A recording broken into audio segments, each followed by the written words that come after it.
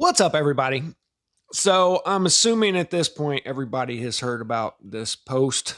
And it really seemed kind of weird to me because it's this major escalation. It went from, I don't like this bill, there's too much pork in there, which I agree, everything should be single item bills. But it went from that to, he's a PDF aisle. And I'm just like, wow, you kind of bypassed the whole, yeah, he's an a-hole to work with, can't tell that guy nothing, to this, with a he's crazy there in the middle. It just seems like the punishment didn't fit the crime there. And then he references this party from 1992. And I'm just like, yeah, anybody who's actually looked into this already knows about this. And to me, it doesn't look like there's anything there. Jeff Epps' whole job was to go out and hobnob with rich, powerful people and find out if there's a weakness they can exploit. So there's tens of thousands of people out there that have had this close of proximity to him. And probably about 1% of those people are this depraved. So to me, it doesn't look like anything happened, but if I'm wrong and you show me the evidence of that, then he can burn in heck with the rest of them.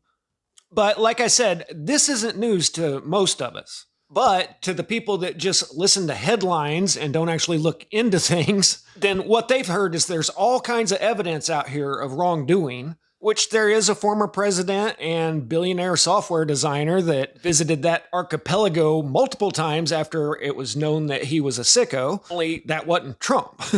But a lot of people don't know that, think there's all kinds of evidence on him. And that little bit of hopium that I've got left was hoping that this is a ploy to get the far left demanding to see the list. And of course, it did get some interest in this subject, but I don't know. It very well could just be a falling out between the two. After that, he reposted this meme. The rumor was going around last week that Elon was on K the whole time he was working there. And I don't know how much those people know about K, but you don't do any work when you're on that, except for maybe pull the blankie up some. So this could be read a couple different ways, that there's conspiracy swirling around and everybody's still locked arm together here. Or Elon could be having a complete blowout in life, because that's what happens to borderline stable geniuses. Sometimes they're not so stable. Now, it's also weird that Trump said Elon lost it over cutting the EV subsidies. But he's actually talked about that several times, and he also reposted this old clip. The $7,500 tax credit, I would say, honestly, I would just can this whole bill. Don't pass it. That's my recommendation. What about the support, though, for the charging network? I mean, there are parts of this bill and no? No, I mean, do we need support for gas stations? We don't. So there's no need for this for support for a charging network. I would delete it. Delete. Okay, all right. I'm literally saying get rid of all subsidies, but also for oil and gas. Okay, look. Do I have any idea who this man is? No, nobody does. We just see what we see. And yeah, I can't remember who it was, but he's got some close proximity to somebody with some power. But that's the way this game works. Successful people come from families that are successful and hang around with successful people. And it's a completely different world. When I was in California, I rubbed elbows with some really wealthy people. I mean, one guy was a macro hedge fund owner, literally in charge of hundreds of millions of dollars. And what did he want to do? Take his van out to the desert and have some fun. But business to him was a 24-hour-a-day job. But when you get to that point, it's not even about the money anymore. It's just the plight of Sisyphus. You're pushing that rock up the hill just to watch it roll down and do it all over again. When you've got more money than you're ever going to spend, you can literally go out in the world and do anything that is physically possible. Money ain't the goal anymore. You're really in the game at that point just for the sake of playing the game. So I don't think Musk really gives a shit if his stock goes down 10% and he's a little bit less rich than he was yesterday. I can't play the audio here because they put music in it, but this was shortly after all the woke advertisers boycotted X. He says, offer me money, offer me power, I don't care. And he's having a full-on ism moment here. And the interviewer's like, dude, take a pill or something. And Musk says, I'm going to say what I want to say. And if the consequence of that is losing money, so be it. Money is not what motivates someone at this level. And I've heard him say that he almost went bankrupt with Tesla a couple times, SpaceX. And he said, you know what, I really don't care. And actually, I believe him on that because he does not live a lavish lifestyle. He had the mansions and all that, and it didn't do it for him. And it doesn't do it for a lot of people. I've been trying to remember this guy's name for 10 minutes, but he's one of the really rich tech dudes. And he was on Tucker a couple years ago saying, yeah, you know, I wanted the car, and then I wanted the house, and then I wanted the jewelry and the blah, blah, blah. And you keep thinking that next thing, that next accomplishment, that next goal is going to make you happy. And that's kind of the sick cosmic joke. You think that if I can just get this, then I'll be satisfied. But then you get it and you feel just as empty as you did, and you set your sights on the next thing. And I'll tell you, I have lived drastically different lives from one time and place to another. And you're a lot more content if you feel like you've done something useful with your time. At least I think that's how it is for the majority of people. Some people can lead a life of leisure, but most people need a sense of accomplishment. So Elon got the big house. He got everything and realized I'm no happier than I was 10 years ago. I've talked about the big picture before here, and this is where we're at. 150 years ago, the railroad industry was booming, fortunes were made. And I'm talking fortunes on the scale of a third world country. Then the steel industry took off booming, fortunes were made. The automobile industry, oil, electricity, radio, television, internet. Every time a new product comes on the market that every single person in the world utilizes, then new wealth and power arises.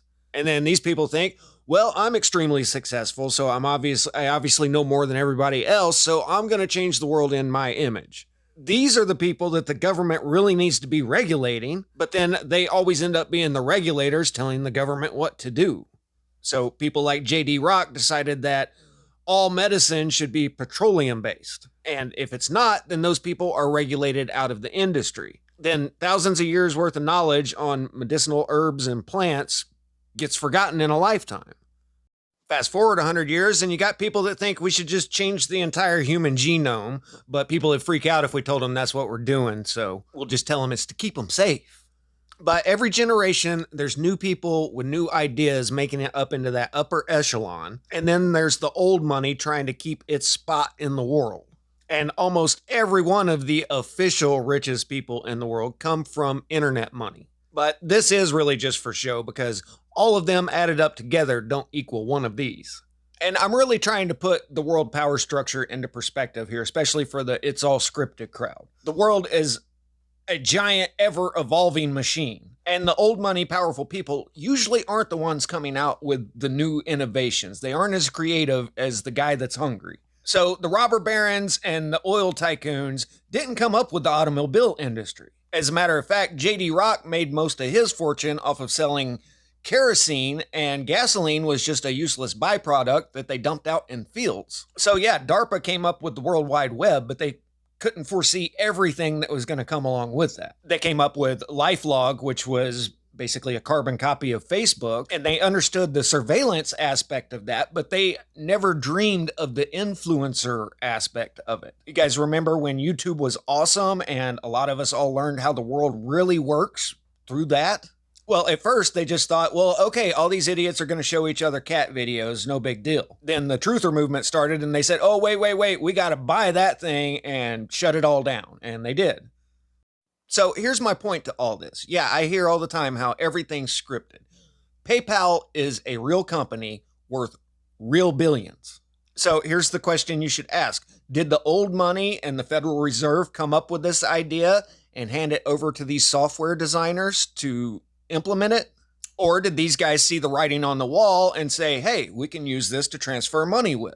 There was so much innovation going on with the dot-com revolution that there's just no way anybody could have the bandwidth and the personnel to micromanage everything that's going on. And this goes for the bigger world in general. And here's the deal about all of the internet stuff is you don't need any capital to get it going. Just a couple guys sitting around on their computers came up with all this stuff. They didn't need millions of dollars to get their product to market. All they needed was a garage and a couple of beanbags to sleep on. So no, I don't think that old money financed them to do this. I think they innovated it themselves. So if they weren't bought out by the man to begin with, and they went on to make hundreds of billions of dollars, then how do you buy out somebody like this? Well, you don't. You can't buy somebody that can already go out and get everything for themselves. So you can either ally with them on ideological terms, or you can get them in a compromising position and extort them. If they don't take the bait, though, that door's closed. So Elon's going to do what Elon wants to do. This is no joke. I have an innovation that could disrupt one of the biggest industries in the world. I'm not even kidding. I've had this for 6 or 7 years now. It's still not perfected to the point that I would like it to be, but the nuts and bolts are there. And honestly, I'm still trying to figure out how I can take this to market and still be breathing. And I'm not joking in the least. But let's say I actually succeed in this and I go out and I disrupt one of the biggest markets in the world and become one of the richest people in the world. Do you think I'm going to become a 2-bit actor in some megalomaniacal play? Not a chance in hell, and I know better than to get myself in a compromising position out on somebody's boat. So if I ever get to that position, then what am I going to do with my time? Well, I'm going to do something that has meaning to me. And it's the same way for anybody at this level. The same thing goes for Trump. He's worth $5 billion. The opposition is out there constantly screaming that he's just in there doing all of this to enrich himself. This guy can go out and sell golden tennis shoes and make more than any other president out there is worth. And you think he wanted to become president so he could further enrich himself? Or the idea that he's just another 2-bit actor playing out the will of Mr. Burns in the background. Fine, go with that. I'm not even going to waste my time. It's the Dunning-Kruger effect. Intelligent people understand when they're in the company of someone equal or superior to their intellect. But dumb people don't understand when somebody is on a whole different level than them. Okay, so I recorded all that last night. Here's the latest from this morning. A reporter asked Trump about Elon. I mean, have you heard from him at all? Is your Honestly, team? I've been so busy working on China, working on Russia, working on Iran, working on so many. I'm not thinking about Elon. On the China, I just wish him well. on the China talk, sir. There's a meeting. So that was it on that, and it kind of sounded there at the end that he sounds like he's a little disappointed. But I'm still not 100% convinced that this wasn't an actual scripted event. And for the people that say everything's scripted, everything's fake, well, you say that about everything. So it really loses its punch. And you're really taking away from the events that do seem scripted. That's why these were such a big deal, because everybody said, wait, this is fishy AF. But now check out this clip. This is Megyn Kelly talking about the little feud that she had with Trump back around the 2015 campaign season. Really crazy, so crazy, Sean, because I walked out, we agreed, like, we're good. And the last thing he said to me before I walked out of Trump Tower was, Megyn, it's not such a good thing if they're not talking about us. And I was like, oh my God, was this whole thing for show? Like, was he acting the whole time? Wow. To generate buzz? So look, both these guys understand the mob mentality, especially the all emotion, no thinking far left. I mean, the media plays these people like a fiddle all the time. Every week there's a new thing to be pissed about, and that's all they care about is feigning their righteous indignation.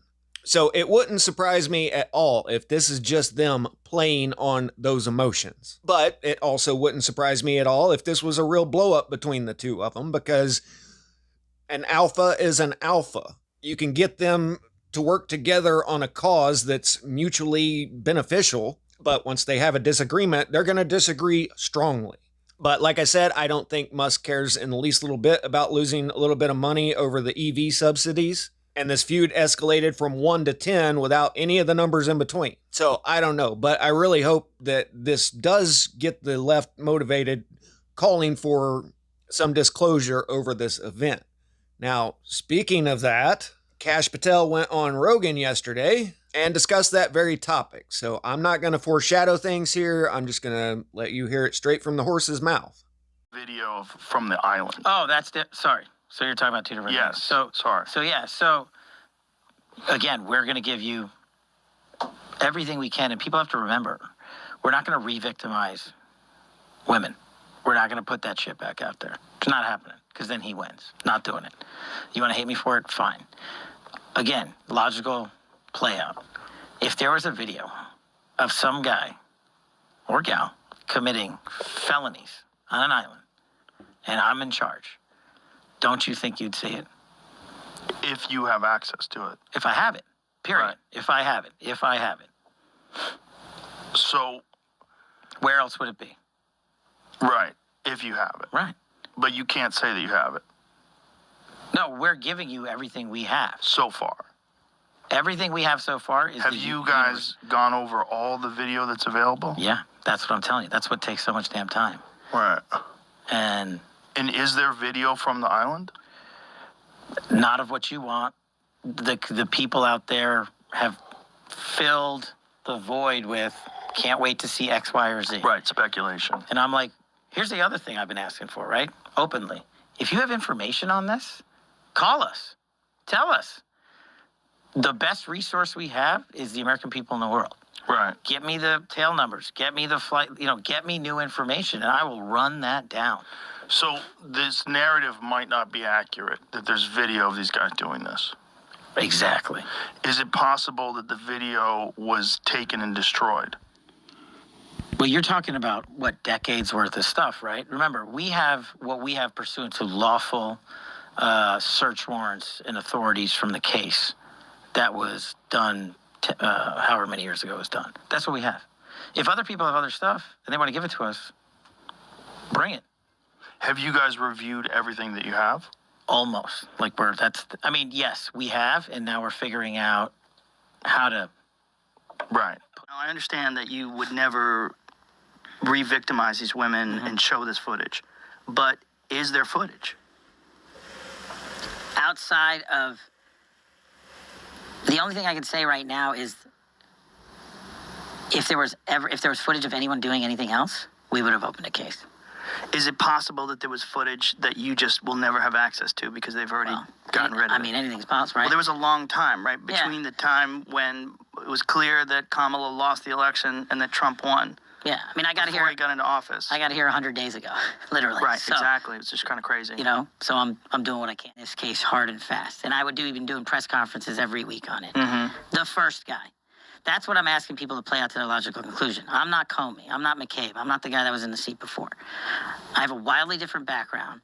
I've been putting out the truth my entire career. Why would I risk all of it on this guy? I believe you. Pass the letter. Oh, yeah. I believe you. I just think that, the problem is we've been fuming on this conspiracy for so long. And we love conspiracies, don't we? As a country, it's there's good, so much right? fun. I mean, they make JFK tapes. Come on, release the documents. We all love them. We love them. We love UFO ones. We love everything. We love the craziest conspiracies. They're exciting. So that was basically the gist of it on that subject. And you know what? I'm not even going to get into it right now. I'm just showing you what the man said. And I know the internet's going to go nuts over this. All I'm going to say is everybody's going to be focused on this and they're going to be throwing their rotten tomatoes. But there were other subjects that were brought up during this that do have big consequences. So for now, I'm just going to let everybody be mad. I'm disappointed too. Don't shoot the messenger. I'm just playing the damn tape. But we all know that there were cameras everywhere. They've got stuff on video. What that doesn't mean is that it was ever checked into evidence. But basically what Patel just came out and said is that they've got nothing. So sorry to end on a low note here, but that just happened. There are other things to be talked about this conversation, but I'll just let everybody fume for now. And I agree, this is BS, but you can't get blood from a turnip. He's literally trying to get the evidence from people that the evidence would incriminate. And they all know that there are fail-safes in the system, and once you log it into the system, you can't delete it. So why would they have ever logged it into the system to begin with? So that's a big bummer, but it's what he said. So I'll catch you guys on the next one. Static out.